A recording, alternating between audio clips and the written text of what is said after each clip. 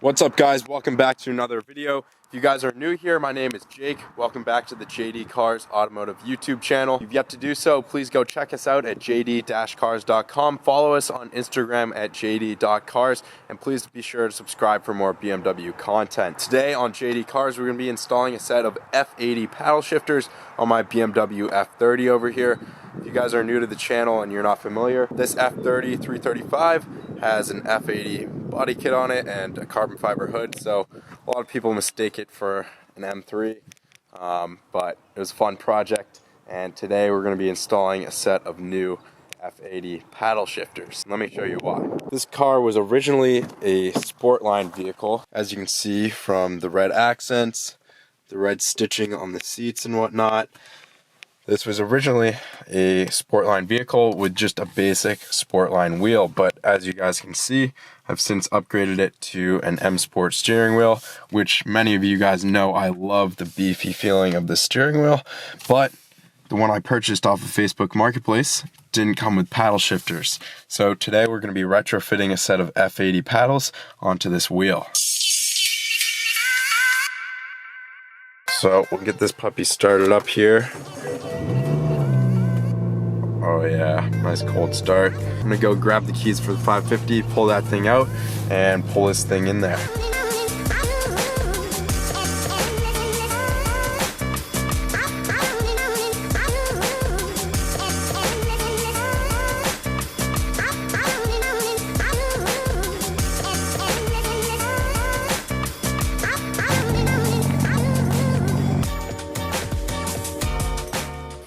And that's how we do it here. That's how we do it. Cutting things close. Oh my god. Welcome to my world of mayhem. I have way too many parts to process, but that's good for you guys. You guys know I have tons in store for the BMW and for the Jeep, of course. But the box we'll be focusing on today is a box right here from FCP Euro. If you guys aren't familiar with FCP Euro, let's try to get a shot of their logo here. There you go, FCP Euro. If you guys aren't familiar, FCP Euro is probably the only BMW parts company that offers a lifetime warranty on literally anything from their website, even wear and tear items like brake pads, engine oil, anything. Literally anything is guaranteed for life, so they will replace any part you purchase from them. As you can see here, very well packaged. And I've already opened this up, but inside this box here, we have our new rear steering wheel cowling or cover. As I said, very, very well packaged. So this is our new rear cowling with those holes for the paddle shifters. I also picked up 2 little screws to secure the paddles should we need those. That's also something I love about FCP Euro. They have literally every part, even the most little minuscule and seemingly unimportant and very inexpensive parts like this that they really don't profit much off of, but they make everything available just to help us out. I haven't opened this up yet. This is a new wiring harness to accommodate the paddle shifters. And then over on the workbench from eBay, we have a set of eBay paddle shifters because I did not want to shell out whatever it was, $300-400 for a set of these paddles. So let's jump into these 2 boxes. I'm gonna set the camera down and we'll get a better look at them. Save the paddles for last, those are most exciting. Let's check out this wiring harness. Also, another huge perk I forgot to mention about FCP Euro, I like to compare them to Amazon. Not only, I mean, in customer service, they go above and beyond Amazon's customer service, but they also ship out all of their items same day most of the time, as long as you place the order within a reasonable time. And they also offer 2-day shipping at a drastically discounted rate. I pay like $7 to have these parts here in 2 days, or you can pay like $15 and it'll be at your door the very next day. So I don't know how they do it, but huge shout out to FCP Euro. Thank you so much. This is not at all a sponsored video. I ordered these parts just like you guys. I'm not sponsored by FCP Euro, but thank you so much, guys, for building such an incredible business and taking care of your customers so well. I really appreciate that. As you guys can see, this is an OEM BMW part. Enough said, let's jump into the box here. So here is our new BMW OEM steering wheel wiring harness, which as you can see, it has these two blue connectors, which are going to accommodate our two new paddle shifters. And then we have our other basic connections here. I was looking for this part elsewhere on eBay, and even used on eBay, this part was far more expensive. FCP Euro hooked it up with the best price possible. So thank you again to them. Do also want to quickly revisit the new rear steering wheel cover. Obviously brand new, really nice soft touch. Has the holes and the necessary screw holes for our new paddle shifters. Our two new screws to secure the paddle shifters. And finally, the moment we're all waiting for. Dun dun dun, BMW F80 eBay paddle shifters. Let's take a look here. So here's our left downshift paddle. Has a really nice feel, feels pretty high quality. This is actual metal, it's not plastic, it's cold to the touch. So we have a real aluminum paddle in the back. Wiring looks fairly high quality.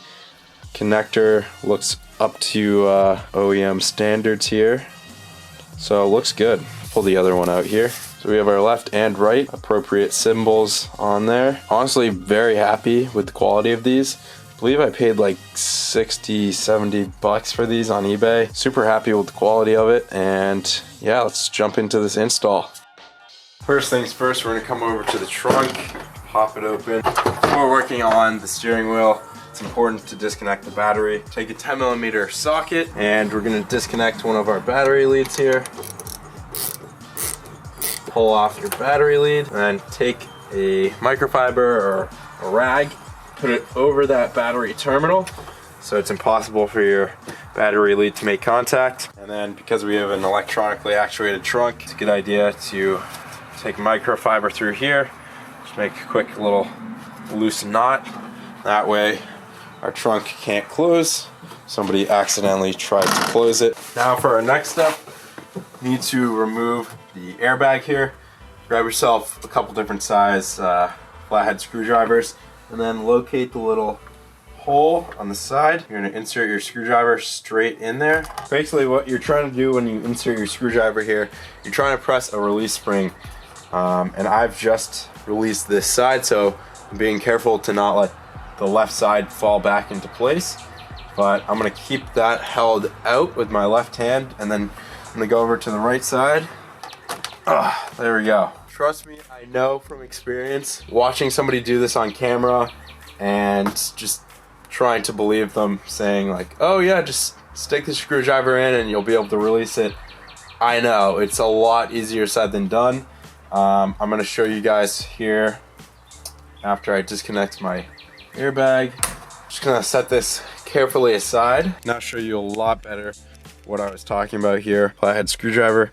Basically, we're going in this little hole on the side here. You're coming in, and I found it helpful. Side note, you can actually shine a flashlight through this hole, and you'll see this little metal part right here. It looks like an oval from the end. So you're gonna come in through this hole, try to enter your screwdriver through this oval. And the problem is, if your screwdriver is oriented like this, you can just slip right by that spring, because as you can see, let me try to illustrate, that's the spring right there poking out on the end. So if your screwdriver is oriented like this, it's not going to work. You're going to slip right by the spring. So you need to have your screwdriver oriented not vertically but horizontally like this, and then you'll be able to press that spring, which will release your airbag there. So I'll zoom out and give you guys a better picture. Have your screwdriver sideways, press on that spring to release it.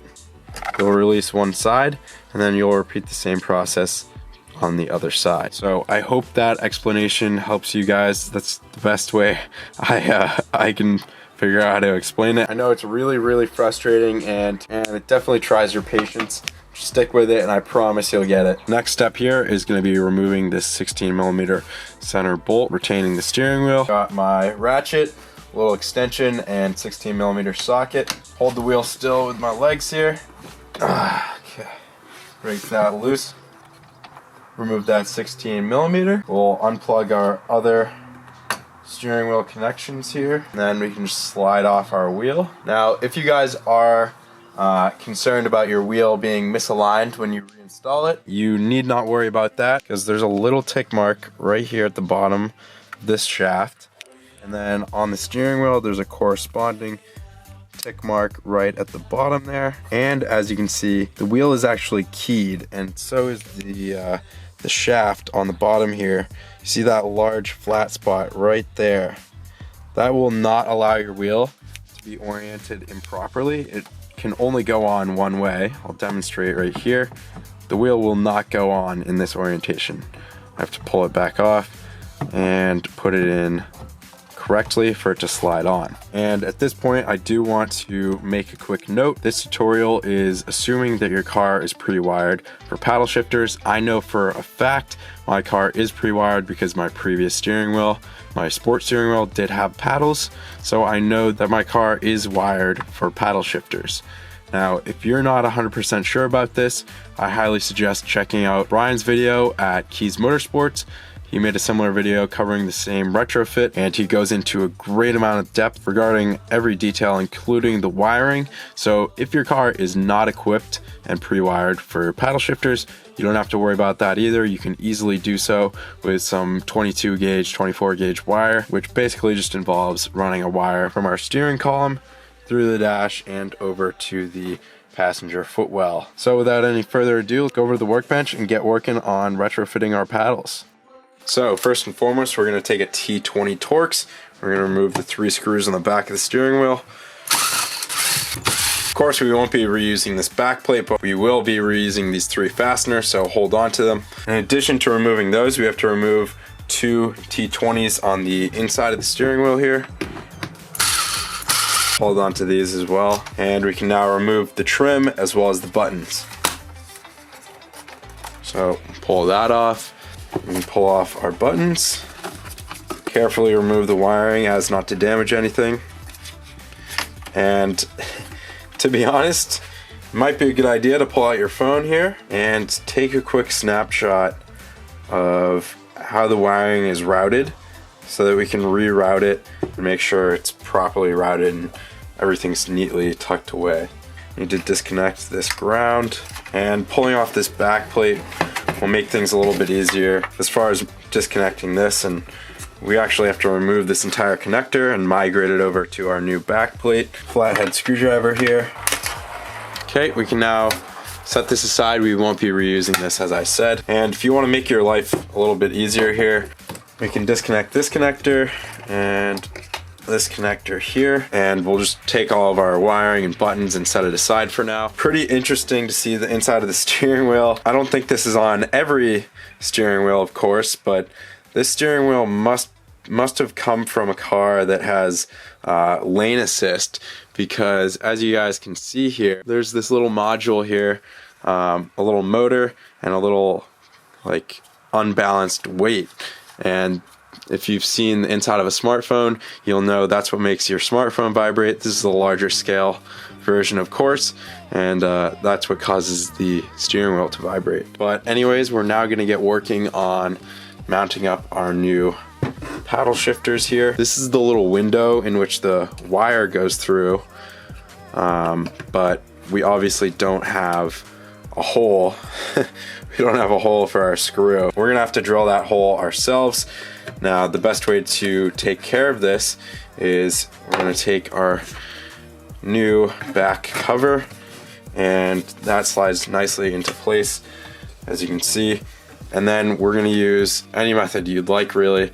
A white chalk pen. You can use a little dab of toothpaste, as funny as that sounds, but you can slide this through, and you can dab a little bit of some marking material onto this part of the paddle shifter, and then you'll carefully slide it into place here as if you're mounting it up, and then you can press it down and it'll leave an impression exactly where we need to drill our hole. Now, if you're in a pinch like me and you don't have any chalk markers or white markers or anything, you can just take some electrical tape and you can pull it and put some tension on it. Flex it right across this gap right here. As I said, make sure there's a little bit of tension on there. Make sure it's well adhered. Take our back plate, put it into place here, grab our paddle shifter, tuck our cable right on through there, and now if you press down, firmly press down on the paddle shifter here, just leave it in place there for just a second with some pressure on it, and then you remove it. Definitely a little tricky to see on camera, but it leaves a little circle, as you can see there, right where we need to drill. So pull off our back plate, and you can kind of see from the side here the angle that you need to drill at. You want to drill straight through, of course, perpendicular to this piece here.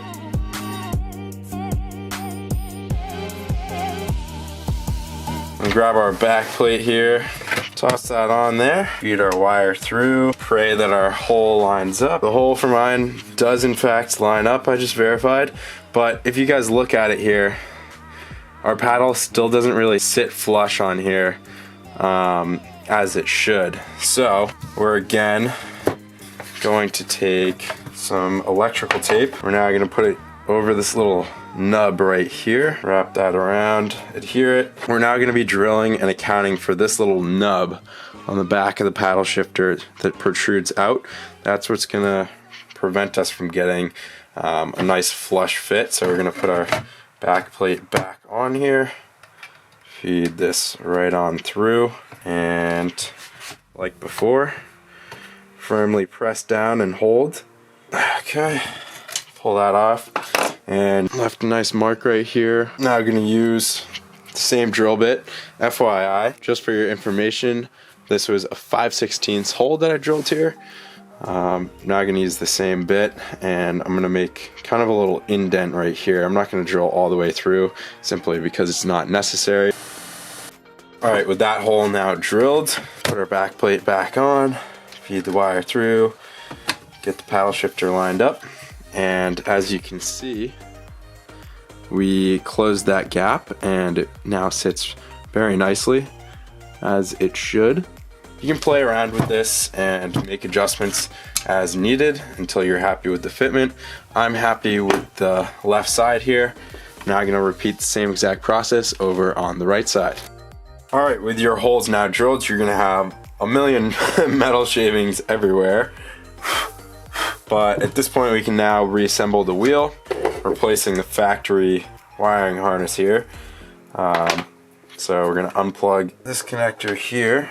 Gonna make that new connection with our new wiring harness before we forget. Plug that in. I'm having a little bit of confusion here with my heated steering wheel module, just because this blue wire doesn't really exist in my new harness here. So I think I'm gonna have to dissect this, and yeah, I'll get back to you.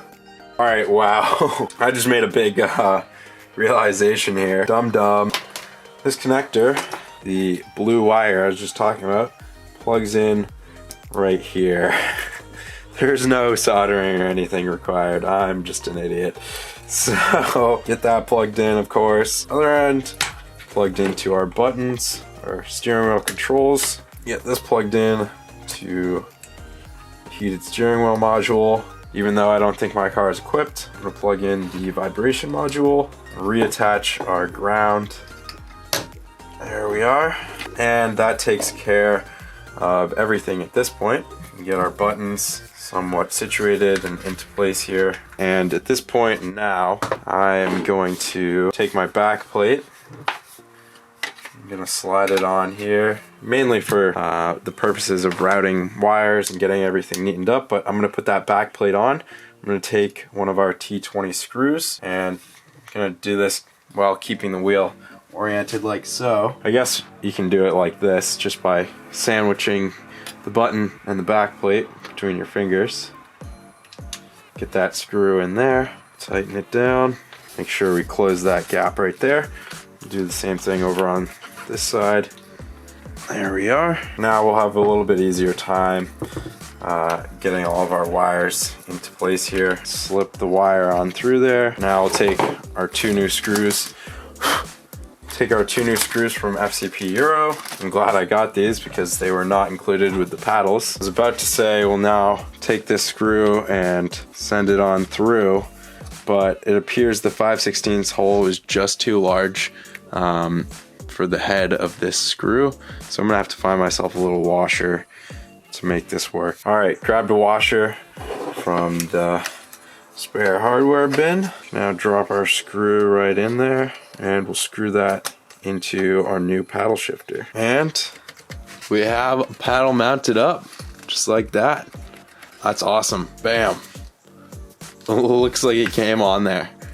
That's crazy. So that's really cool. Let's do the same thing on the other side. All right guys, just want to be completely transparent with you. A little update here. On the left, we have the eBay paddle shifter installed. On the right, we have the eBay paddle itself, the M3 style, F80 style, but that's an OEM BMW shifter mechanism. Try my best to explain this, and actually, to explain this better, let me pull off the other paddle shifter from the sport wheel. As you can see, I have already pulled off one, but I'm gonna pull off the other just to better explain. All right, pulled off the other paddle shifter. This should better explain here what happened. So we installed the downshift, the left paddle shifter from eBay just fine. And then when I went to screw in the other one on the other side, and I was inserting the screw into this part here, and I started screwing it in, it just sheared right off and it just shattered. So it was very, very brittle plastic. It just broke right away.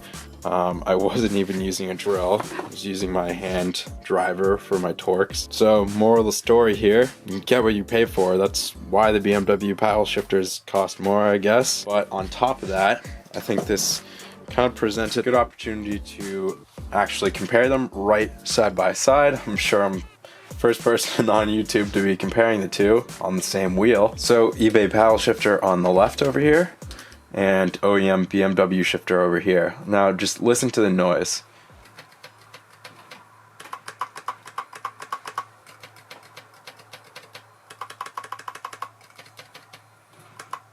So this is not as strong or affirmative a click as the BMW one.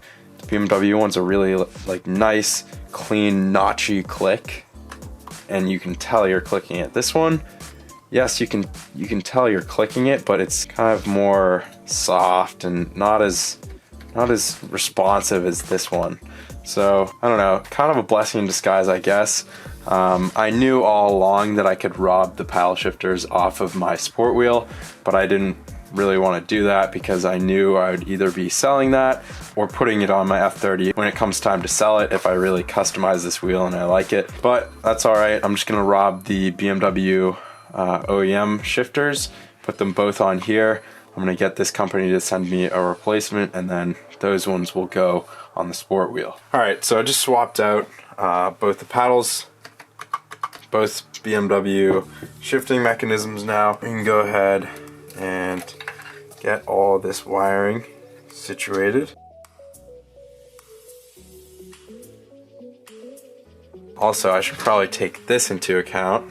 Yeah, so let's get those two trim retaining screws back into place. If you've forgotten, that's these two longer T20 screws.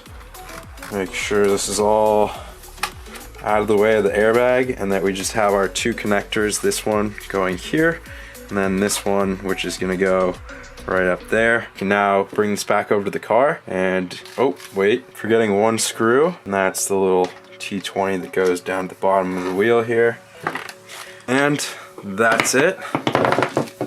Now take this back over to the car, get it installed, and we'll go test out our paddle shifters. All right, so I feel like reinstallation of the wheel is a pretty self-explanatory process here. I'm not gonna explain each and every step. One detail I do wanna note is that instead of tightening down our 16mm bolt with just our ratchet or using an impact, you'll wanna pick up a torque wrench and you'll wanna torque this down to 46 foot-pounds.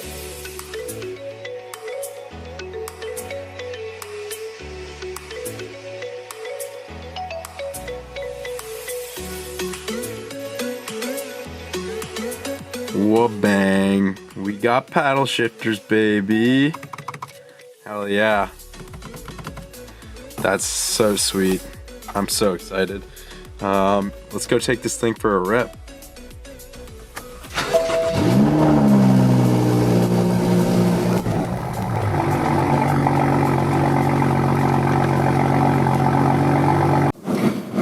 Alright, so if you guys saw my last impromptu POV drive with the camera on the tripod here, you'll know it tipped over quite a few times, so hopefully I got the positioning down right. I've just been cruising around waiting for it to get up to temp. All of the steering wheel functions work. I'll verify that the horn works. Yep, that works. Now let's test out these paddles.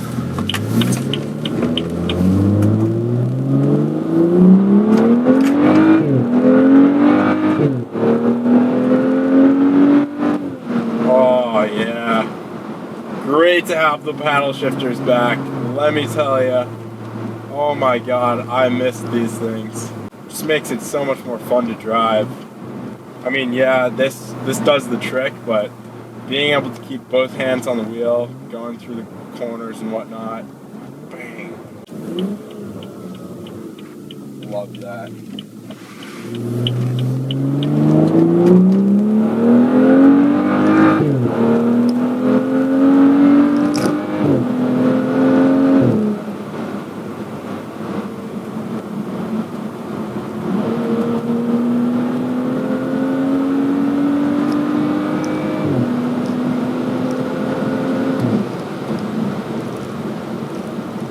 Alright, there are my triple-digit Mexico runs for the day, and I'm gonna pop down the rear seats to give you guys some better audio of the exhaust.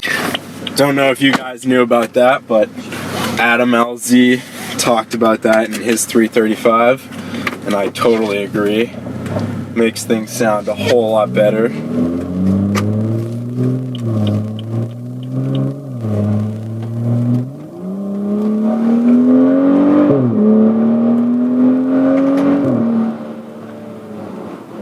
Oh, I love this car.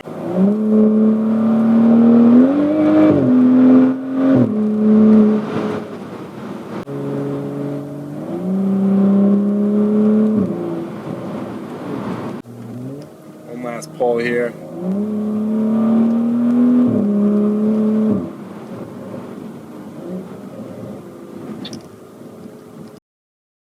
Alrighty guys, well, I hope you enjoyed this video installing F80 paddle shifters and retrofitting them onto a non-paddle shifter wheel.